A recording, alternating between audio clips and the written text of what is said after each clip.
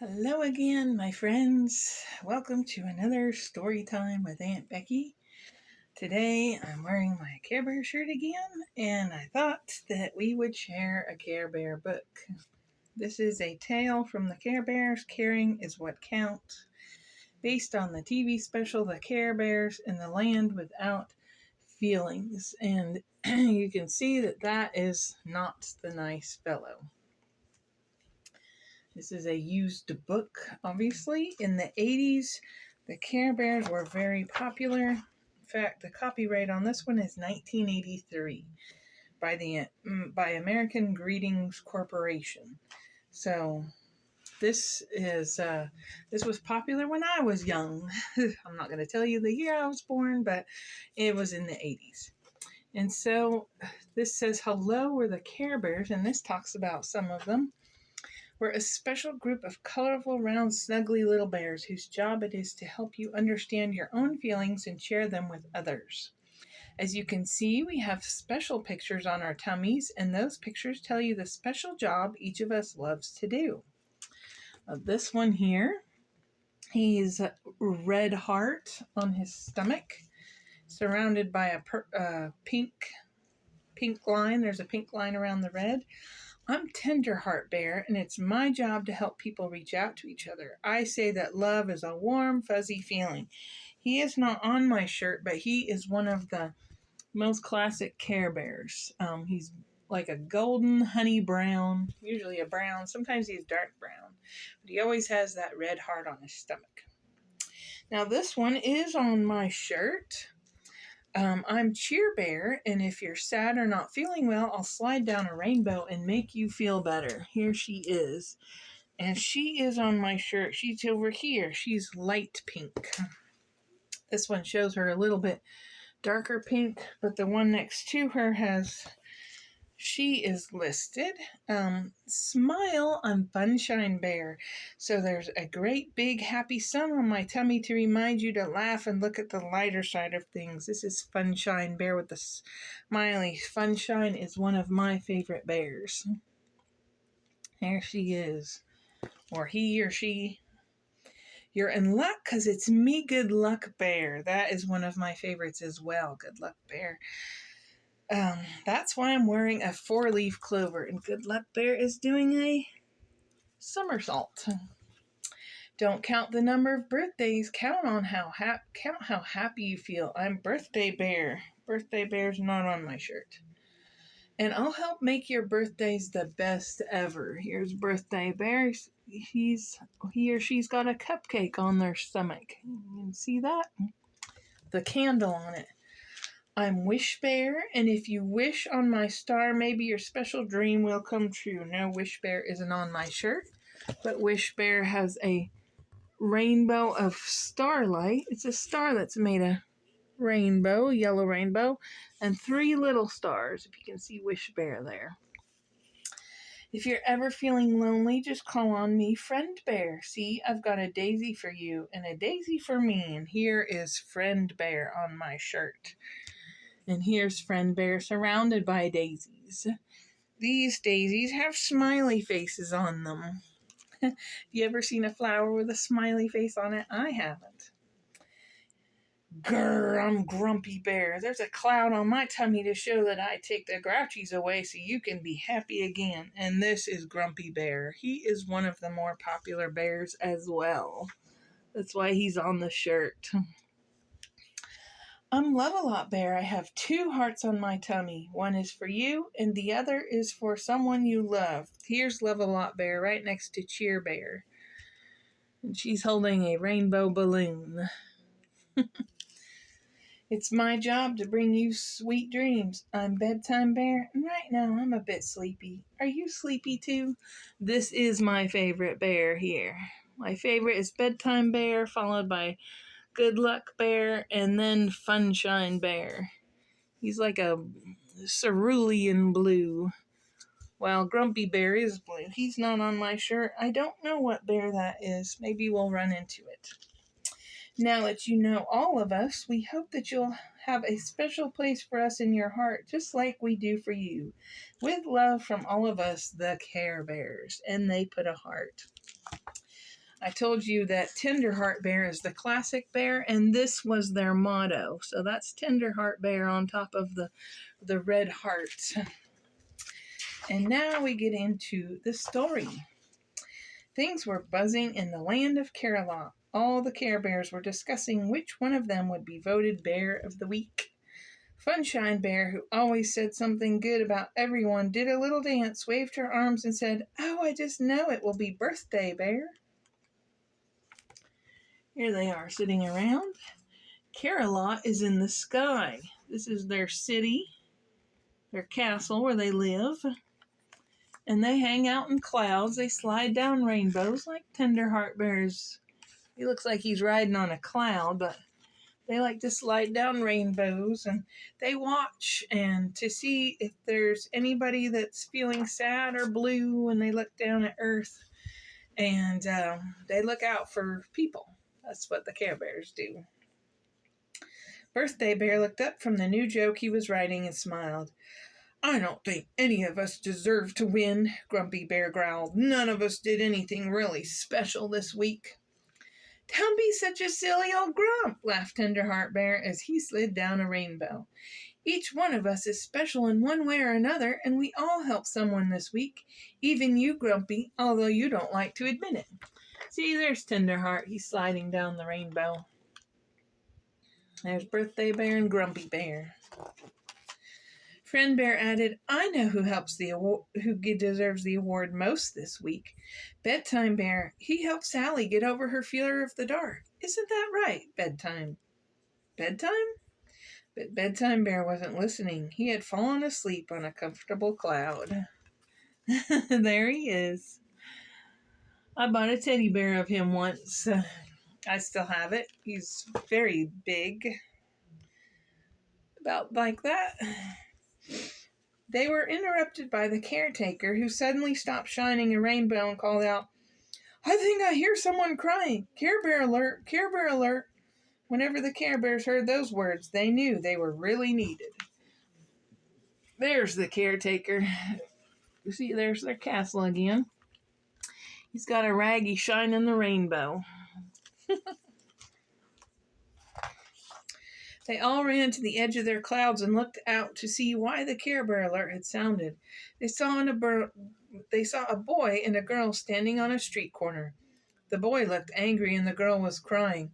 "Please don't go, Kevin," the girl sobbed. "You won't solve anything by running away." Kevin answered, "I've got to get away, Donna. My parents don't understand me. They hurt my feelings and now they want to move to a strange new town. I won't go. I'll run away first." See, there's all the Care Bears. They got their little tiny tails. And they're all looking over the cloud. And here is Donna and Kevin.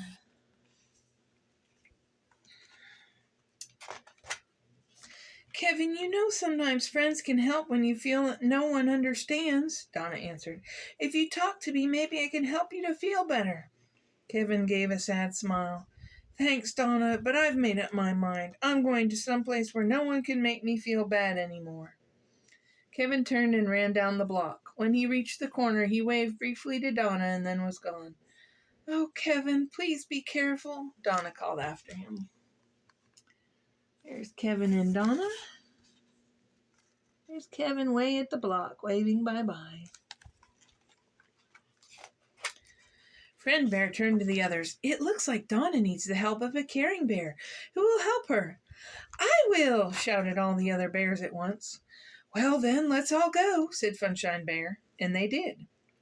Donna was sitting on her front stoop, staring sadly into space when she noticed that she was surrounded by a group of small bears. "Who are you?" she asked. "We're the Care Bears, and we've come from Carolot to help you let Kevin know that he can't harden his heart and run away from his problems," Good Luck Bear replied. "Oh, thank you," Donna said. "Can you help me find him and bring him back?" "Well, we're not here to bake cookies," growled Grumpy Bear. "Let's get going." We're not here to bake cookies.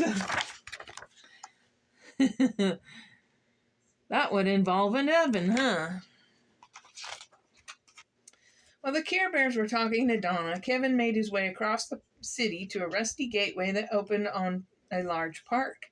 Kevin was thirsty and he saw a water fountain sparkling in the park. He went inside to get a drink, but he soon noticed it was not a very nice place. The plants and flowers drooped and the grass under his feet was dry and brown. It's not a very nice park, is it? There's the water fountain. See, everything's brown there. It's not a place I'd like to go. Before he could walk to the fountain, he heard a screechy voice say, "I see you've come for a drink from my wonderful fountain, and it looks to me like you'll do." Kevin looked around and saw an odd-looking man walking toward him. "I'll do for what?" asked Kevin, suddenly afraid. "First of all, let me introduce myself," said the man. "My name is Professor Coldheart, M.S." Here he is, getting ready to take a drink from that fountain. And there's Professor Coldheart.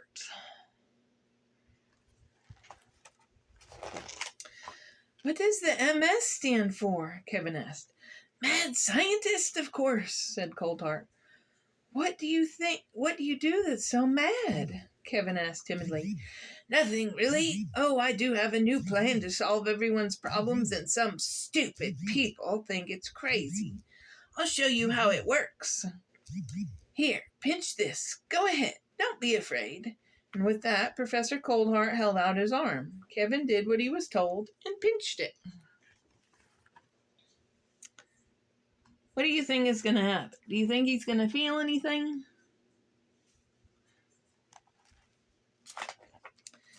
"Didn't feel a thing," said Coldheart. "Good thing, too, because otherwise you might have hurt me. Then I might have gotten angry. And it was, as it was, I felt nothing. Isn't it grand? If you never feel anything, you can never feel angry or sad." "But," said Kevin, "you never feel happy either." Coldheart, however, wasn't listening. Instead, he strolled over to the fountain and got Kevin a glass of shimmering cool water. "Here, drink this," Professor Coldheart said. "It will make you feel better, not so angry with your mother and father." "How did you know about them?" Kevin asked. "Oh, we scientists know a good deal about many things," the mad scientist said smoothly.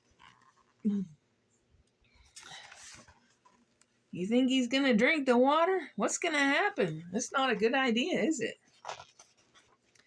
Kevin was feeling so bad inside, and Coldheart seemed so sure of himself that Kevin reached out, took the glass, and drank the water.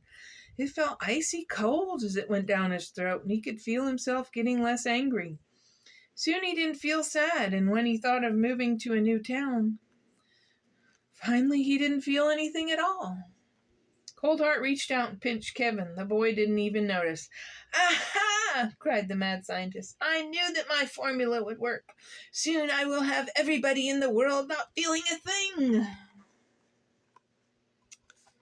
This is not good. Look at that look on Kevin's face. Just as Kevin finished swallowing the water, the Care Bears arrived at the park. "Oh, dear," said Tenderheart Bear, peering through the gate. "What will we do? It looks as if Kevin will never feel anything again." "And what is worse," said Cheer Bear, is that soon Professor Coldheart may have everyone in the world not feeling or loving anymore, and we know that caring is what counts." They're looking in the gate. Looks like he's having another glass.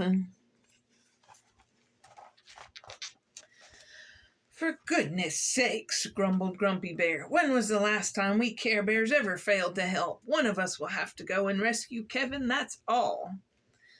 "But who will go?" asked Birthday Bear. "The thought of it makes me feel like a party without ice cream." "Why don't you go, Grumpy?" asked Sunshine Bear. "What a terrible idea," growled Grumpy Bear. "All right, then," sighed Friend Bear. "I guess you shouldn't go." "That's even a worse idea," said Grumpy, and he floated up and over the gates to the park. He was soon standing next to Coldheart. They're trying to decide who should go. And there goes Grumpy. I guess if you live up in the air, up in the sky, you can fly, right? "Oh," said Cold Heart, "are you also here to drink my wonderful formula?" "I certainly am not," said Grumpy Bear. "That formula is an awful idea. It will never help anyone enjoy life." Cold Heart laughed and then said in a very nasty voice, "What do you know? You're only a silly little blue bear." And Cold Heart pushed Grumpy Bear away with one of his long, cold fingers. They're nose to nose there. Look at him. He's mad. He's got his fist clenched. He's pushing Grumpy away. They're both blue. Now, this was the first time in his life that Grumpy Bear had ever been laughed at, and he started to feel all sad inside. Cold Heart could see that Grumpy Bear was feeling sad, so he whispered smoothly, "You'll feel ever so much better if you took a drink from my fountain. Go ahead. Go ahead." When Friend Bear saw what was happening, he cried, "Care Bear emergency alert!" And with that, all the other Care Bears, bringing Donna with them, floated over the gates and into the park. Poor Grumpy. It's not fun to be laughed at, is it?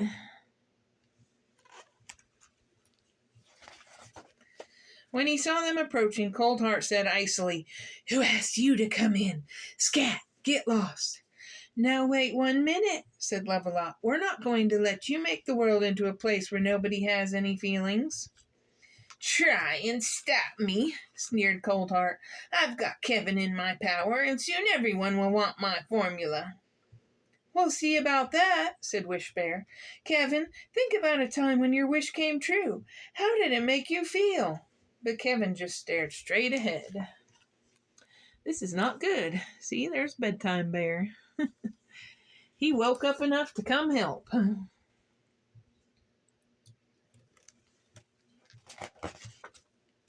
The other bear soon realized what Wish Bear was trying to do.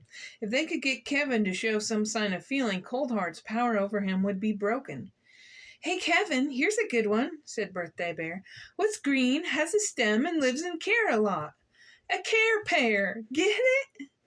But Kevin did not crack a smile. For one short minute, the Care Bears began to get discouraged. Then Good Luck Bear took a deep breath and called, "Care Bears, line up!" All the bears stood in front of Kevin. "Now, Kevin, really look at us." A care pear. I don't think I've ever heard that joke.